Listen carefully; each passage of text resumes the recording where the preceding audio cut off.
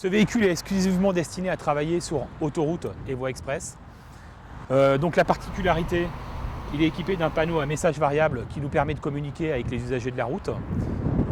Il est équipé aussi donc de feux à éclat derrière, d'une nouvelle génération de gyrophares donc à LED tournant. Et également à l'avant du véhicule. Donc on est également équipé de feux à éclat à la base du pare-brise, ce qui nous permet en fait d'être visible lors d'un bond d'interception notamment. Ce samedi matin, il pleut sur l'autoroute A10. Le flux de voitures ne fait qu'augmenter en ce jour de premier départ en vacances. Donc là on va aller se positionner dans un endroit sécurisé pour nous.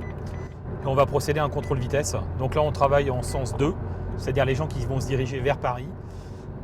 Un véhicule sportif capable d'atteindre les 250 km/h.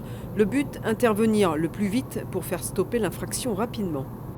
On travaille exclusivement à la vitesse, voilà, mais on peut aussi y travailler dans le cadre, d'une façon plus générale, dans le contrôle des flux. C'est-à-dire que même dans le flux de circulation, on peut également relever des infractions. Simplement des gens qui vont dépasser par la droite, des gens qui vont circuler sur la voie de gauche en permanence. Avec ce radar appelé cinémomètre, les gendarmes peuvent contrôler les voitures à plus de 800 mètres de leur position. Ce qui les intéresse, les vitesses supérieures à 160 km/h. Allez, on y va. Donc BMW série 3 coupé. Les patrouilleurs prennent la route. Dans leur ligne de mire, une voiture allemande contrôlée à 161 km/h. En quelques secondes, ils se positionnent aux côtés du véhicule. Donc là, je vais actionner le panneau à message variable et je vais demander à la conductrice de nous suivre.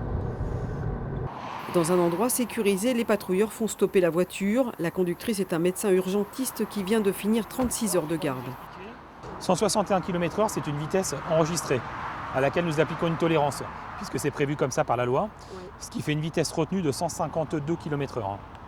D'accord ? Donc là, vous restez dans le cadre d'une amende de 4e catégorie, c'est-à-dire 90 €. C'est une amende forfaitaire minorée. Et vous pouvez perdre 2 points sur votre permis de conduire. Dans le véhicule, le second gendarme entre les données sur un terminal informatique. Mon collègue est en train de vérifier à l'aide du terminal informatique embarqué la validité du permis de conduire, voilà la situation du véhicule et également s'il s'agit ou non d'une personne recherchée. Voilà, en fait, on interroge plusieurs fichiers. Ça se fait comme ça, à savoir donc s'il s'agit d'un véhicule volé ou pas, le fichier des permis de conduire. Dans une semaine, cette conductrice va recevoir son infraction par courrier. Les gendarmes reprennent leur route.